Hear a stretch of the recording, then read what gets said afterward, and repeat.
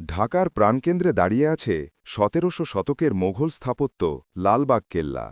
কিন্তু এই কেল্লাকে ঘিরে আছে এমন এক রহস্য যা আজও ইতিহাসবিদদের কৌতূহলী করে রেখেছে, এর ভয়ঙ্কর গোপন সুড়ঙ্গ। লোককথা অনুযায়ী কেল্লার ভেতরে ছিল অসংখ্য ভূগর্ভস্থ পথ।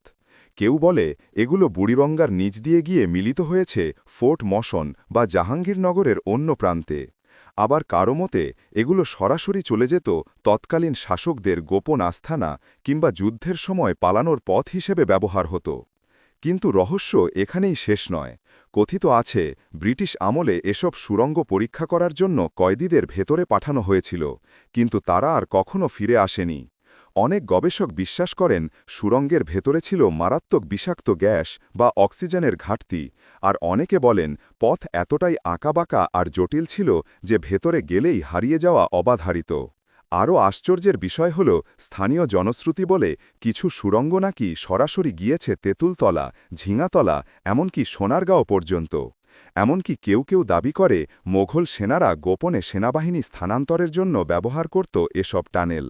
আজকের দিনে দর্শনার্থীদের নিরাপত্তার জন্য এসব সুড়ঙ্গ ইঁট দিয়ে বন্ধ করে রাখা হয়েছে। কিন্তু প্রশ্ন থেকেই যায়, আসলে এসব সুড়ঙ্গ কোথায় গিয়ে শেষ হয়? পদ্মা বুড়িগঙ্গার তলদেশে, নাকি হারিয়ে গেছে ইতিহাসের অতলে? লালবাগ কেল্লার এই অমীমাংসিত রহস্যই আজও মানুষকে টেনে নিয়ে যায় শতাব্দী প্রাচীন এক ধাঁধার মুখোমুখি, যেখানে ইতিহাস আর লোককথা মিলেমিশে তৈরি করেছে এক ভৌতিক কিংবদন্তি।